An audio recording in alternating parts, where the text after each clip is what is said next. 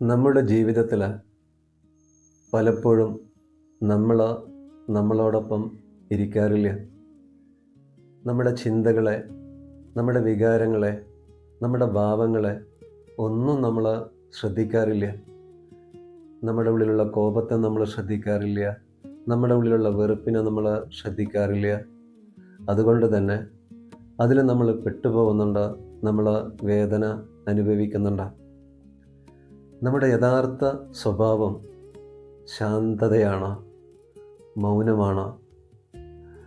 എന്തുകൊണ്ടാണ് നമുക്ക് ആ മൗനം, ആ ഒരു ശാന്തത അനുഭവിക്കാൻ കഴിയാത്തത്? നമ്മുടെ ഉള്ളിൽ 1000 ചിന്തകൾ നിറഞ്ഞിരിക്കുന്നുണ്ട്. നമ്മുടെ മനസ്സ് കഴിഞ്ഞ കാലത്തും ഭാവി കാലത്തുമാണ്. അതുകൊണ്ട് തന്നെ ആ ചിന്തകളിൽപ്പെട്ട നിഷേധാത്മകമായിട്ടുള്ള വികാരങ്ങൾ അവിടെ ഉണ്ടാകുന്നുണ്ട്. ഇത് നമ്മെ വേദനയിലേക്ക് കൊണ്ടുപോകുമ്പോൾ നമ്മുടെ ഉള്ളിലുള്ള ആ മൗനത്തെ ശ്രവിക്കാനോ അത് നമുക്ക് അനുഭവിക്കാനോ കഴിയില്ല. മൗനം എന്നാൽ നമുക്ക് ചുറ്റുമുള്ള ശബ്ദങ്ങളിൽ നിന്ന് മാറി ഒറ്റപ്പെട്ട് നിൽക്കലല്ല. ആ ശബ്ദങ്ങളിൽ നിന്ന് മാറി നിന്നാലും നമ്മുടെ ഉള്ളിൽ ചിന്തകൾ നിറഞ്ഞിരിക്കുകയാണെങ്കിൽ അവിടെ നമുക്ക് മൗനം അനുഭവിക്കാൻ കഴിയില്ല. അതേ സമയത്ത് ആ ശബ്ദങ്ങൾ അവിടെ ഉണ്ടാവുമ്പോഴും നമ്മുടെ മനസ്സ് ശാന്തമാവണം. നമുക്ക് നമ്മുടെ ഉള്ളിലുള്ള മൗനത്തെ അറിയാനാവണം. നമ്മൾ ശ്രദ്ധിച്ചു കഴിഞ്ഞാൽ നമുക്കത് അനുഭവിക്കാൻ കഴിയാത്തത് നമ്മുടെ മനസ്സ് കൂടുതൽ സമയവും കഴിഞ്ഞ കാലത്തും ഭാവി കാലത്തുമാണ്. അപ്പോൾ അതുമായിട്ട് ബന്ധപ്പെട്ട ചിന്തകളും വികാരങ്ങളും നമ്മുടെ ജീവിതത്തിൽ ഉണ്ടാവും. ഇതാണ് നമ്മളെ വേദനയിലേക്ക് കൊണ്ടുപോകുന്നത്. അപ്പോൾ നമ്മുടെ ജീവിതത്തിലെ എല്ലാ പ്രശ്നങ്ങൾക്കും കാരണം അശാന്തമായ മനസ്സാണ്.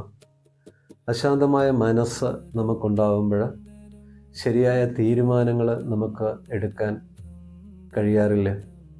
അതുകൊണ്ടാണ് നമ്മൾ വേദനിക്കുന്നത്. അപ്പോൾ ശാന്തമായ മനസ്സ് വേണം നമുക്ക്.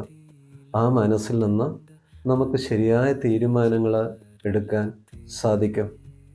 അപ്പോൾ മൗനം അതിന് നമ്മെ സഹായിക്കും. മൗനമെന്ന് പറഞ്ഞാൽ അത് ഒരാഡംബരമല്ല, നമ്മുടെ ജീവിതത്തിന് അത്യന്താപേക്ഷിതമായിട്ടുള്ള ഒന്ന് ആണ്.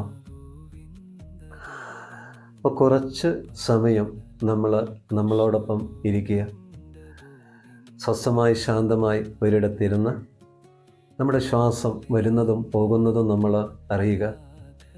നമ്മുടെ ചിന്തകൾ വരുന്നതും പോകുന്നതും നമ്മൾ അറിയുക. ഒരു കാഴ്ചക്കാരനായിട്ട് ഒരു സാക്ഷിഭാവത്തിൽ അതിനെ കാണുക. അല്പസമയങ്ങൾക്ക് ശേഷം ആ ചിന്തകളടങ്ങി, നമ്മുടെ ഉള്ളിലുള്ള വികാരങ്ങളടങ്ങി, നമ്മുടെ മനസ്സ് ശാന്തമാകുന്നതായിട്ട് നമുക്ക് അറിയാനും അനുഭവിക്കാനും കഴിയും. അതിനുള്ള സാഹചര്യങ്ങൾ നമ്മൾ അല്പം നമുക്കായിട്ട് ഒരുക്കിയിട്ട് കൊടുക്കണം. ഒരിക്കൽ ഒരു ഗുരുവിൻ്റെ അടുത്ത് ഒരു ശിഷ്യൻ വന്നിട്ട് പറഞ്ഞു, എൻ്റെ മനസ്സ് അശാന്തമാണ്, ഞാൻ എന്താണ് ചെയ്യേണ്ടത്? ഗുരു ശിഷ്യനെയും കൊണ്ട് ഒരു തടാകത്തിൻ്റെ അരികിലേക്ക് ചെന്നു. തടാകം ആകെ കലങ്ങി മറിഞ്ഞ് കിടക്കുകയായിരുന്നു. ഗുരു ശിഷ്യനോട് പറഞ്ഞു, നീ തടാകത്തിലേക്ക് നോക്കുക. നിൻ്റെ പ്രതിബിംബം ആ തടാകത്തിൽ കാണുന്നുണ്ടോ? ശിഷ്യൻ തടാകത്തിലേക്ക് നോക്കിയപ്പോൾ പ്രതിബിംബം കാണുന്നില്ല. ശിഷ്യൻ ഗുരുവിനോട് പറഞ്ഞു, ഗുരു, പ്രതിബിംബം കാണുന്നില്ല. അപ്പോൾ ഗുരു പറഞ്ഞു, കുറച്ച് നേരം നമുക്ക് ശാന്തമായിട്ട് ഇവിടെ ഇരിക്കാം. കുറച്ച് കഴിഞ്ഞപ്പോൾ ആ കലങ്ങിയ തടാകത്തിലെ ജലം തെളിഞ്ഞു. ശിഷ്യനോട് വീണ്ടും നോക്കാൻ പറഞ്ഞു. ശിഷ്യൻ നോക്കി. ആ സമയത്ത് തടാകത്തിൽ ശിഷ്യൻ്റെ മുഖം കണ്ടു. ഇത് അറിഞ്ഞ ഗുരു ശിഷ്യനോട് പറഞ്ഞു, ഇതേപോലെയാണ് നിൻ്റെ മനസ്സും. ആ ചിന്തകൾ ചില സമയത്ത് ശക്തമാകും. ആ ചിന്തകളുമായിട്ട് നീ പോരാടരുത്. സ്വസ്ഥമായി ശാന്തമായിട്ട് ഇരുന്ന് നീ നിൻ്റെ ചിന്തകളെ നിരീക്ഷിക്കുക.